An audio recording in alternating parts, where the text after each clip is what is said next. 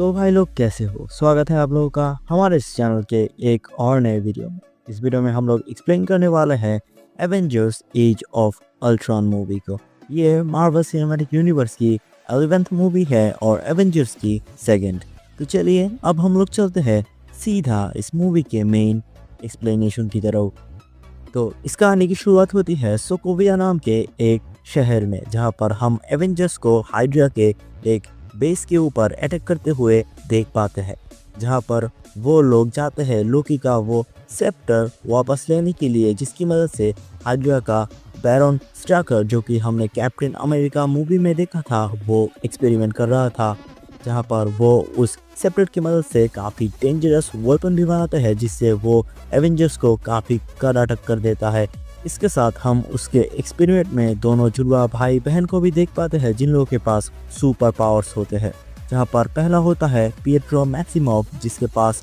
Super human speed होता है, और दूसरा होता है वांडा मैक्सिमोव, जिसके पास होता है chaos magic, telekinesis, psionic energy manipulation and mind manipulation की पावर। लेकिन एट लास्ट बहुत फाइट के बाद एवेंजर्स की टीम उन लोगों को हरा देती है और स्ट्राकर को कैद कर लेती है।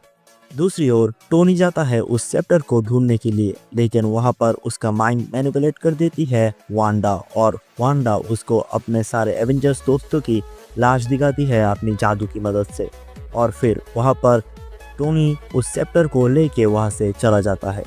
फिर वो लोग जाते हैं स्टार्क टावर में, जहां पर थॉर उस सेप्टर को एसगार्ड में लेके जाना चाहता था, लेकिन टोनी उस सेप्टर को कुछ दिनों के लिए अपने पास रखने का बोलता है, जिसके कारण वो उसके ऊपर रिसर्च कर सके।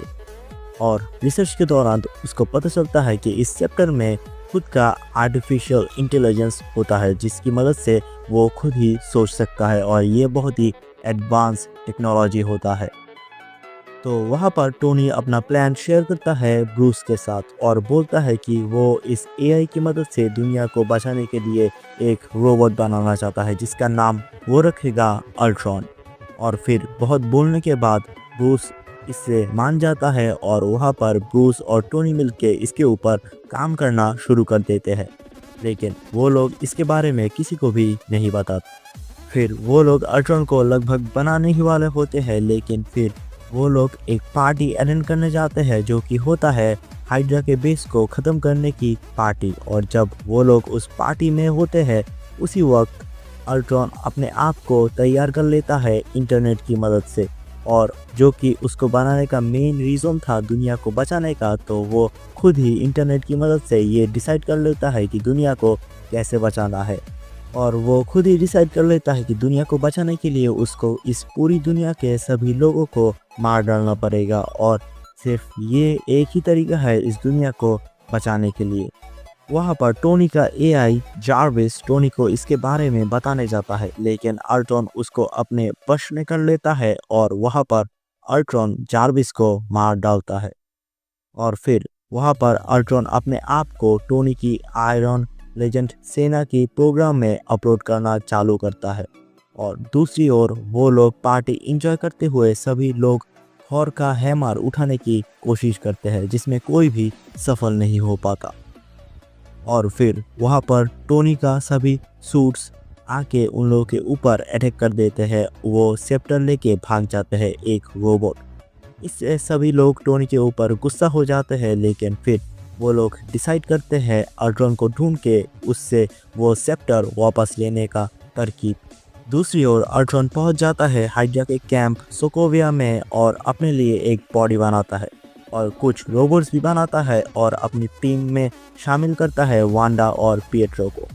जो कि अल्ट्रॉन का मकसद था दुनिया के सभी लोगों को मार डालने का। और इसमें उसका सबसे बड़ा जो बाधा है वो है एवेंजर्स। तो सबसे पहले वो एवेंजर्स को ख़त्म करने का ठान लेता है, और जो कि वांडा और पिएट्रो की बचपन में जब उन लोगों के शहर में अटैक हुआ था, और वो लोगों ने सबसे पहले एक हथियार को देखा था, जो कि था स्टार्क इंडस्ट्रीज से। तब से वो टोनी को अपना दुश्मन मान लेते हैं, और टोनी स्टार्क को मार डालने के लिए वो लोग सभी कोशिश करते हैं। लेकिन वो लोग इस बात से अनजान थे कि अल्ट्रॉन का असली मकसद है इस दुनिया में सभी लोगों को मार डालने का।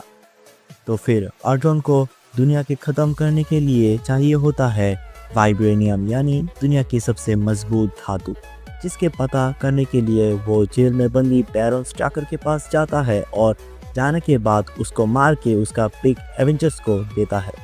फिर अल्ट्रॉन जाता है यूलिसिस क्लाउ नाम के एक बंदे के पास, जिसके पास बहुत सारे वाइब्रेनियम होते हैं जो कि उसने वाकंडा से चोरी किया था, और टोनी भी वो पता कर लेता है कि अल्ट्रॉन का नेक्स्ट मूव क्या है। तो वहाँ पर अल्ट्रॉन अफ्रीका में जाता है उस बंदे से बहुत सारे पैसों के बदले में वाइब्रेनियम धातु लेने के लिए, और वो जुड़वा भाई बहन भी उसके साथ जाता है।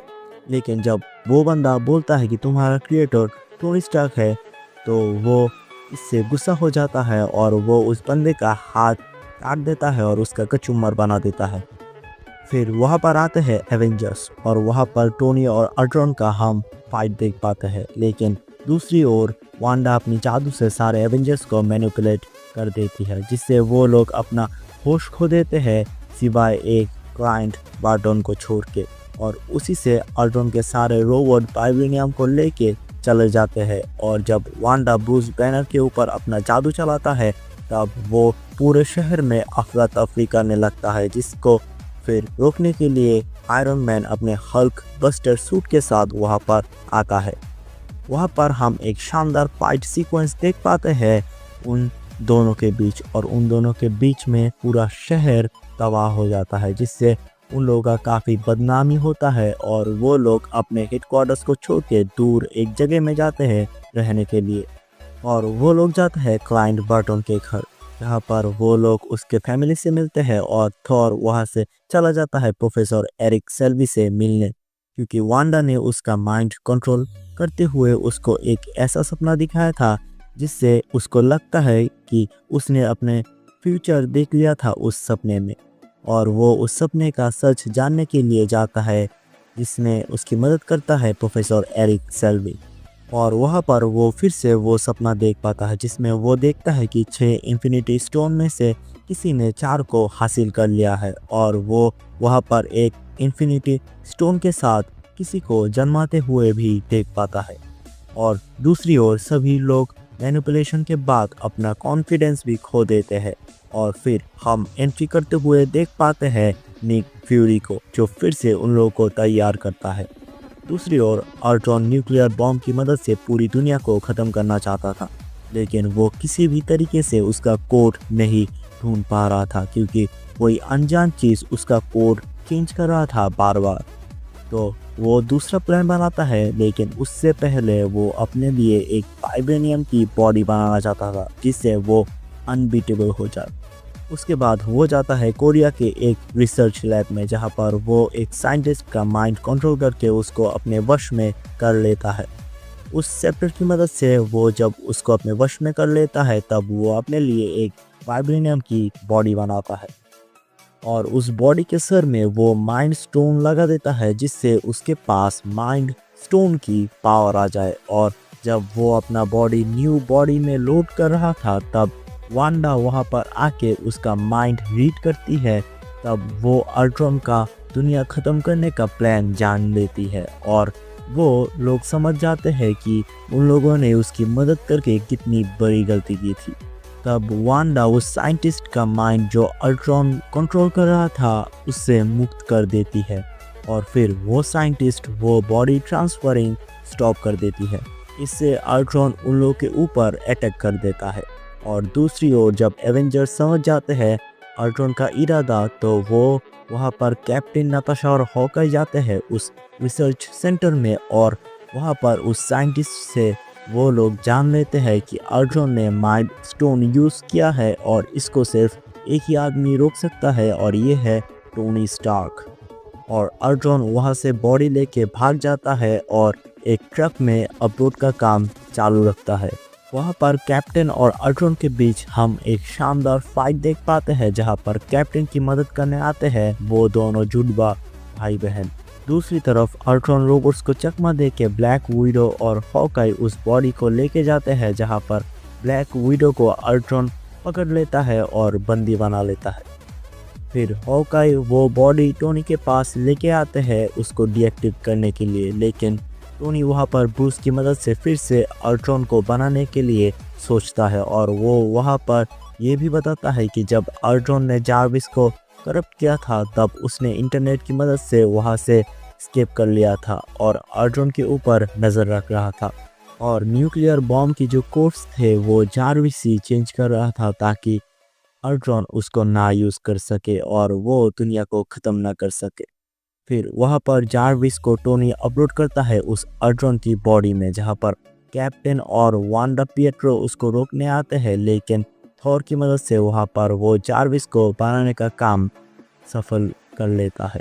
और वहाँ पर हम जन्म होते हुए देखते हैं विजन को। और कैप्टन जब थॉर से पूछता है कि इसका रीज़न क्या था तो वो बोलता है कि थॉर ने जब सपने में देखा था तब उसने माइंड स्टोन में इसी को देखा था और अल्ट्रॉन को रोकने के लिए सिर्फ यही एक तरीका है जो कि है विजन, और विजन की मदद से ही वो लोग सिर्फ अल्ट्रॉन को रोक सकते हैं। और उन लोगों के साथ जब अल्ट्रॉन ज्वाइन कर लेता है तब हम एक शॉकिंग सीन देखते हैं जो कि होता है विजन थॉर का हैमर उठा लेता है। फिर हम देख पाते हैं अल्ट्रॉन ने नताशा को सोकोविया में किडनैप करके रखा है और वो एक मशीन भी बनाता है बचे हुए वाइब्रेनियम से सोकोविया को हवा पे लेके जाने के लिए, और उसका प्लान होता है कि वो सोकोविया को वहाँ पे लेके जाके पटक देगा ज़मीन में, जिससे पूरा दुनिया ख़त्म हो जाएगा। तो एवेंजर्स उसका प्लान जान लेते हैं और पूरा शहर खाली करते करते वो लोग जाते हैं सोकोविया में। वहाँ पर ब्रूस नताशा को बचा लेता है पहले तो, लेकिन जब अल्ट्रॉन को पता चलता है कि एवेंजर्स आ चुके हैं सोकोविया में तब वो उस मशीन को चालू कर देता है जिससे पूरा शहर हवा में उड़ जाता है। वहाँ पर अल्ट्रॉन अपने रोबोट्स को भी हमला करने भेज देता है जिसको रोकने के लिए काम करते हैं एवेंजर्स, और विजन फाइट करता है अल्ट्रॉन के साथ। और पहले तो उसका इंटरनेट से डिलीट करने का काम करता है विजन, दूसरी ओर आयरन मैन शहर को ऊपर उठने से रोकने के लिए कोशिश करते हैं, लेकिन वो कोई भी तरीके से उस शहर को ऊपर उठने से रोकने में सफल नहीं हो पाता। और अगर आयरन मैन इसको रोकने का कोशिश करेगा तो वो मशीन अपने आप ही वहाँ से नीचे गिर जाएगा और पूरा दुनिया ख़त्म हो जाएगा। तो दुनिया को बचाने के लिए उन लोगों को ये शहर ही ख़त्म करना पड़ेगा, लेकिन कैप्टन इस शहर के सारे लोगों को मरने नहीं देना चाहता था। तो वो बोलता है कि जब तक एक भी आदमी यहाँ पर है तब तक मैं यहाँ से कहीं भी नहीं जाऊँगा। तो वहाँ पर हम देख पाते हैं एक हेलिकॉप्टर में एंट्री करते हैं हमारा टकला निक फ्यूरी, सभी लोगों को उस हेलिकॉप्टर में लेके जाने के लिए अब तैयार होता है।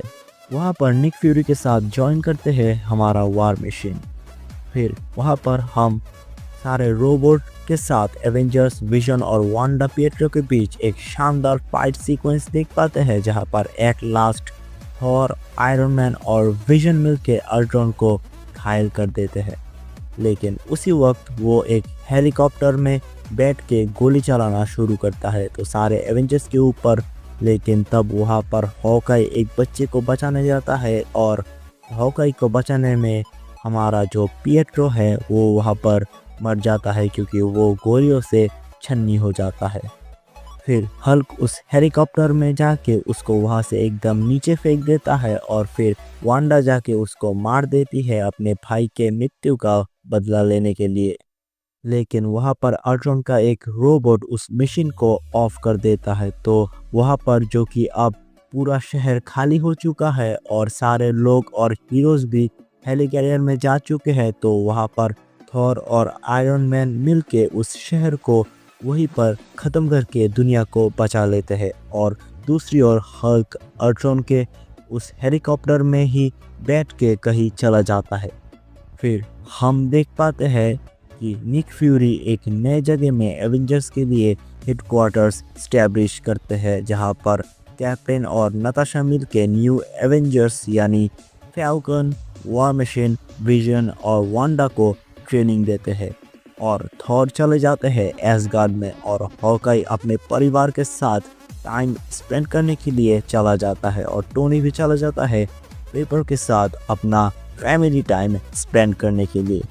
और इसी के साथ इस मूवी की कहानी यहीं पर ख़त्म हो जाती है और हम इस मूवी के पोस्ट क्रेडिट सीन में देख पाते हैं थैनोस को, जो कि बोलता है कि वो अभी सब कुछ खुद ही कर लेगा।